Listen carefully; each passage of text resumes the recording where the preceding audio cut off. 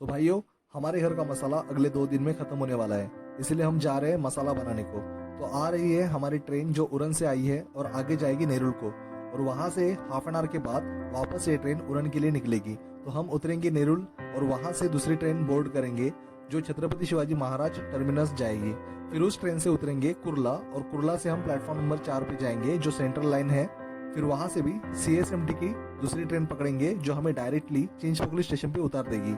जो ट्रेन हम नेरुल से बोर्ड करेंगे वो पनवेल से निकलती है और जाती है CSMT स्टेशन, पर इसे हार्बर लाइन कहते हैं। और जो दूर आपको खाली जगह दिख रही है वही नई मुंबई का एयरपोर्ट बन रहा है। यहाँ आपको एक कनाल भी दिखेगी क्योंकि ये सारा कोस्टल एरिया है जो डायरेक्टली समंदर में ओपन होता है। ये आपको दिख रहा है तरगर स्टेशन जो अभी तक पूरी तरीके से पैसेंजर्स के लिए रेडी नहीं हुआ।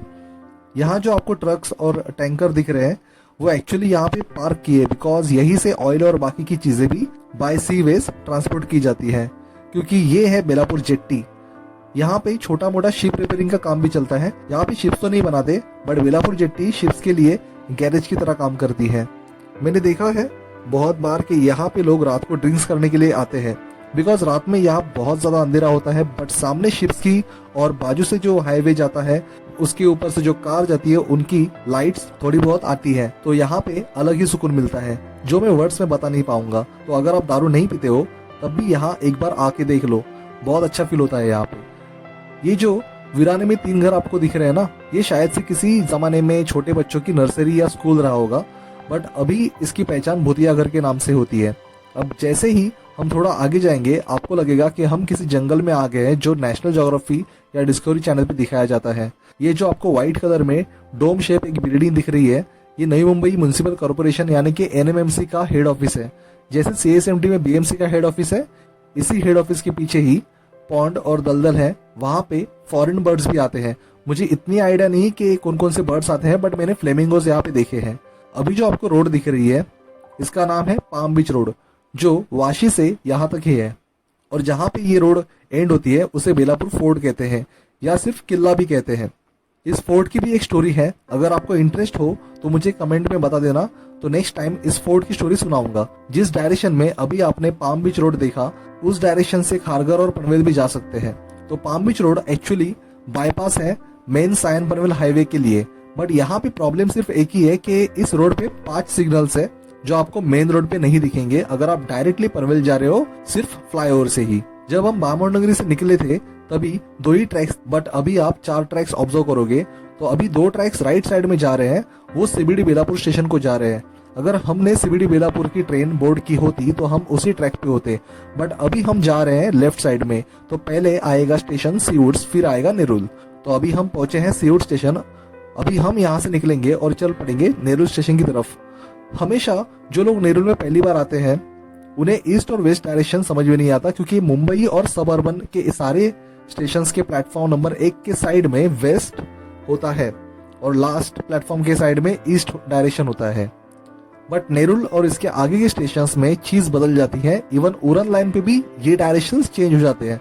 तो यहाँ के स्टेशंस के प्लेटफॉर्म नंबर 1 के साइड में ईस्ट डायरेक्शन है और लास्ट प्लेटफॉर्म के साइड में वेस्ट डायरेक्शन है। इसमें एक ही एक्सेप्शन वाला स्टेशन है जो है सीवुड्स। ये जो साइड में ट्रेन चल रही है ये जा रही है ठाणे और ये आई है पनवेल से। तो ये अभी नेरुल में प्लेटफॉर्म नंबर 2 पे जाएगी और हम जाएंगे प्लेटफॉर्म नंबर 5 पर। तो आ गया नेरुल। वैसे नेरुल में देखने के लिए बहुत सारी चीजें हैं, बट वो छोटी मोटी है जस्ट रिलैक्स करने के लिए, जैसे कि रेस्टोरेंट्स वगैरह। पर अगर आपको कुछ बड़ा देखना है तो यहाँ पे वंडर्स पार्क है। किसी दिन मैं वंडर्स पार्क का भी व्लॉग बना दूंगा। और एक चीज नेरुल में बहुत इंपॉर्टेंट है, हॉस्पिटल्स। तो यहाँ ईस्ट साइड में 2 हॉस्पिटल्स हैं। एक गवर्नमेंट हॉस्पिटल है जिसका नाम है मीनाताई ठाकरे हॉस्पिटल, वो जस्ट स्टेशन के बाहर ही है। चल के जाओगे तो 2 मिनट से ज्यादा टाइम नहीं लगेगा। मैं कभी इस हॉस्पिटल में गया नहीं हूँ तो मुझे इसके सर्विसेज और फैसिलिटीज के बारे में कुछ नहीं पता, तो मैं आपको इसके बारे में कुछ बता नहीं सकता। पर आप इमेजिन कर सकते हो कि गवर्नमेंट हॉस्पिटल कैसे हो सकता है। दूसरा हॉस्पिटल है DY पाटिल हॉस्पिटल। मैं वहां पे गया हूँ तो वहां का मेरा एक्सपीरियंस अच्छा है। तो अगर आप चाहते हो कि मैं वीडियो बनाऊं DY पाटिल हॉस्पिटल के टूर का तो कमेंट में लिखो। अभी इस लड़की का एज देखिए, ये लड़की हार्डली 12 साल की होगी, पर भूख लगती है इसलिए इसे ये काम करना पड़ता है। ये आ रही है CSMT जाने वाली ट्रेन, इसमें बैठ के हम जाएंगे चिंचपोकली स्टेशन। नेरुल का फिश मार्केट भी बहुत फेमस है, तो कभी अगर मेरे पास टाइम होगा तो उसका वीडियो भी बना दूंगा।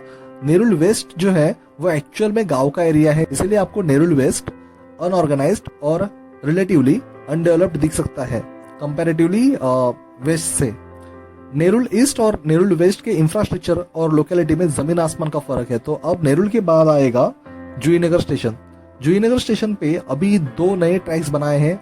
जैसे ही 2 ट्रैक्स CSMT टू पनवेल बनाएंगे तो उन 2 ट्रैक्स पे फास्ट ट्रेन स्टार्ट हो जाएगी और शायद ये लाइन उड़न लाइन से भी कनेक्ट कर दी जाएगी। बट अब तक तो जूहीनगर तक एक्स्ट्रा लाइंस बनाई है, पता नहीं कब आगे भी ट्रैक्स बनाएंगे।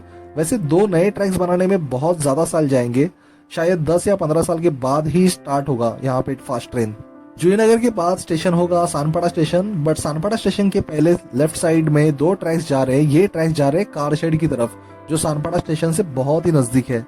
और सानपाड़ा स्टेशन के पहले राइट साइड में 2 ट्रैक्स जाते हैं, वो है ट्रांस हार्बर लाइन जो ठाणे तक जाती है।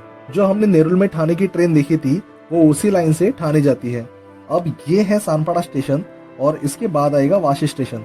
सानपाड़ा स्टेशन और वाशी स्टेशन एक दूसरे के बहुत ज्यादा नजदीक है। ये ब्रिज जो आपको दिख रहा है ना, वहीं से पाम बीच रोड स्टार्ट होता है। जैसे ही हम वाशी स्टेशन छोड़ेंगे वैसे हम नई मुंबई को भी छोड़ देंगे, क्योंकि नई मुंबई भी वाशी से स्टार्ट होता है जो बेलापुर तक है। वाशी के बाद आएगा स्टेशन मानखुर्द। यहाँ से मुंबई सबर्बन एरिया स्टार्ट हो जाता है। इसे वाशी क्रिक कहते हैं, जो डायरेक्टली ओपन होती है अरेबियन सी में। ये जो आपको सामने पहाड़ दिख रहा है उसके पिछले साइड में चेंबूर है। और सबसे बड़ी बात यह है कि इस माउंटेन के टॉप पे आप जा नहीं सकते। टॉप पे सिक्योरिटी गार्ड्स हैं जो वापस आपको नीचे भेज देंगे, क्योंकि इस माउंटेन के आसपास का एरिया बहुत ही ज्यादा सेंसिटिव है। क्योंकि यहाँ पे भाभा एटॉमिक रिसर्च सेंटर है, जिसे शॉर्ट में BIRC कहते हैं। टाटा पावर और HPCL और BPCL का भी यहाँ पे प्लांट है, तो इसीलिए माउंटेन के टॉप पे जाना अलाउड नहीं है। यहाँ से आपको अटल सेतु भी दिखेगा और यहाँ पे पोर्ट है जिसका नाम है योगायतन पोर्ट, जिसपे शिप्स के छोटे मोटे रिपेयरिंग का काम चलता है या फिर वो शिप्स यहाँ पे हॉल्ट लेती है। वैसे इस ट्रैक के पैरेलल वाशी ब्रिज है व्हीकल्स के लिए, उसके ऊपर भी मरम्मत का काम चल ही रहा है। अगर आप यहाँ आते हो तो कभी कभार यहाँ से छोटी मोटी नाव दिखाई देगी जिसमें लोग फिशिंग करते हैं। कभी कभार आपको ऐसे भी लोग फिशिंग करते हुए दिखेंगे जो बस के टायर जितने शेप के किसी चीज पे बैठ के फिशिंग कर रहे हैं।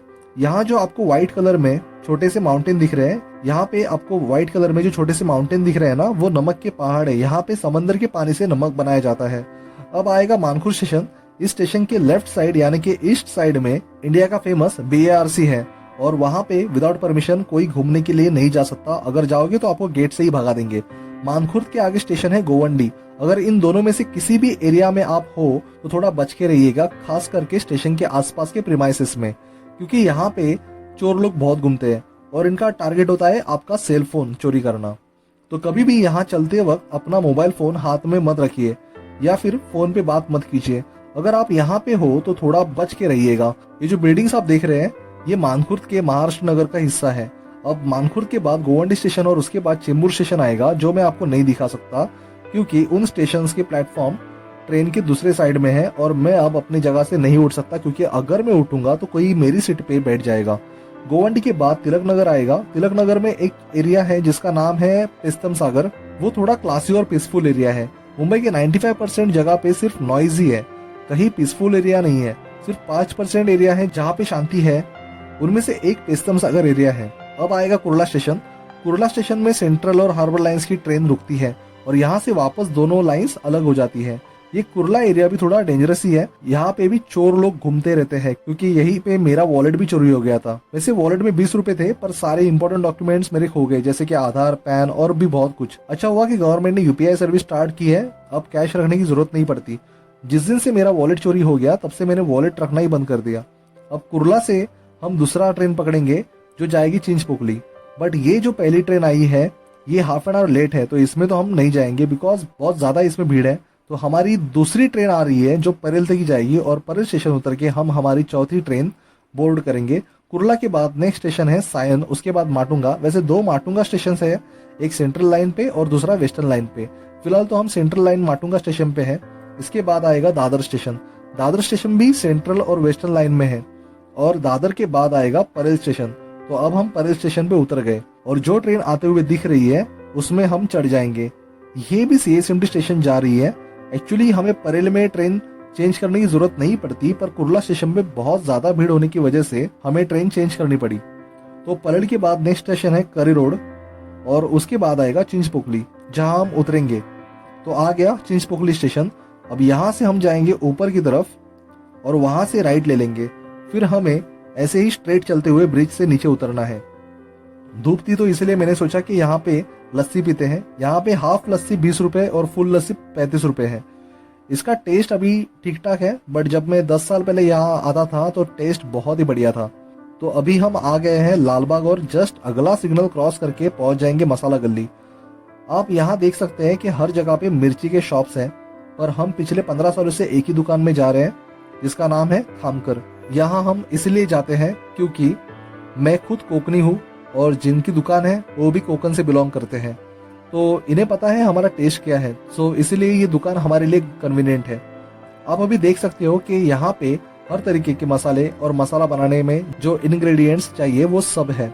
तो यहाँ से हमने एक रेडीमेड आगरी मसाला लिया है 100 ग्राम का, क्योंकि हम ये मसाला पहली बार ट्राई करने वाले हैं हमारे खाने के लिए। और 2 टाइप की मिर्ची ली है मसाला बनाने के लिए। उनमें से एक मिर्ची का नाम है सनम जो हमने 1 किलो ली है और दूसरी में है संकेश्वरी जो हमने 2 किलो ली है। और इसी के साथ और भी इंग्रेडिएंट्स लिए हैं। अब मुझे नहीं पता वो कौन कौन से होते हैं, मैं आपको बिल का फोटो दिखाता हूँ, वो देख लेना, आपको पता चल जाएगा। इस सब का बिल हुआ है अराउंड 3300 रुपीज। अब यहाँ से हमने मसाला बनाने के लिए सारे इंग्रेडिएंट्स लिए।